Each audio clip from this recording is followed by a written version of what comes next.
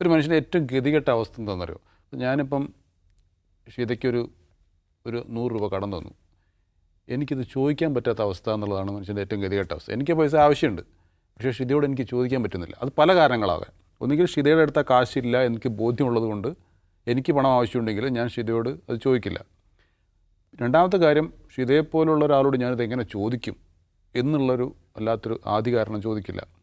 മൂന്നാമത്തെ കാര്യം, ഇതുപോലെ ചോദിച്ചു കഴിഞ്ഞാൽ എൻ്റെ അവസരം നഷ്ടപ്പെടുമോ എന്നുള്ള, എനിക്ക് നാളെ ഔട്ട് ഓഫ് ഫോക്കസിന് ഇരിക്കാൻ ചിലപ്പോൾ ഷിത സമ്മതിച്ചില്ലെങ്കിലോ എന്ന് പേടിച്ച് ഞാൻ ചിലപ്പോൾ ചോദിക്കില്ല. അപ്പോൾ അങ്ങനെയും വരാം. അപ്പോൾ അങ്ങനെ അത് വല്ലാത്തൊരവസ്ഥയാണ്. ഇത് ചെറിയ പൈസ അല്ലല്ലോ, 100 രൂപ 200 രൂപയോ എന്നല്ല, 20 ലക്ഷം രൂപയാണ്. അദ്ദേഹം അത്യാവശ്യം സിനിമകൾ പെട്ടെന്ന് ഒരുപാട് സിനിമകൾ കിട്ടി, അത്യാവശ്യം നന്നായി ആളുകൾ അറിയുന്ന ഒരു നടനായി മാറി, ആളുകൾ ഇഷ്ടപ്പെടുന്ന നടനായി മാറി. സ്വാഭാവികമായും കുറേ പണം അവിടുന്ന് ഇവിടുന്നൊക്കെ വന്നു. അതുകൊണ്ടാണല്ലോ 20 ലക്ഷം കടം ചോദിച്ചപ്പോൾ കൊടുക്കാനൊക്കെ അദ്ദേഹത്തിന് പറ്റിയത്. അപ്പോൾ അദ്ദേഹത്തിൻ്റെ ജീവിത നിലവാരത്തിനനുസരിച്ച് ഒരു വീടുണ്ടാക്കാൻ തീരുമാനിച്ചു.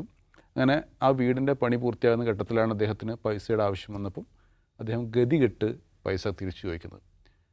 ആ തിരിച്ചു ചോദിച്ചത് അയാൾക്ക് പണി കിട്ടി അതോടുകൂടി.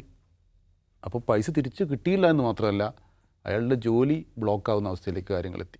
ഈ നമ്മുടെ ഇൻ്റർവ്യൂവിൽ അദ്ദേഹം മറ്റൊരു കാര്യം കൂടെ പറയുന്നുണ്ട്, എൻ്റെ മക്കൾ അനുഭവിക്കേണ്ട പൈസയാണ്, ഈ പൈസയാണ് എനിക്ക് ഇത്രയും കാലം കിട്ടാത്തതെന്നുള്ളൊരു ചോദ്യം കൂടെ പറയുന്നുണ്ട്. അതെ, ആരും അനുഭവിച്ചാലോ പൈസ തിരിച്ചു കിട്ടണമല്ലോ.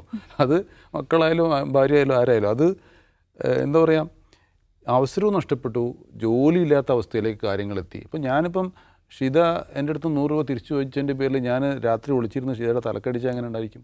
അതേ സെയിം കേസാണിത്. അപ്പോൾ അയാൾ ഒളിവിലിരുന്നാണല്ലോ ഇദ്ദേഹത്തിൻ്റെ അവസരങ്ങൾ തടയുന്നത്.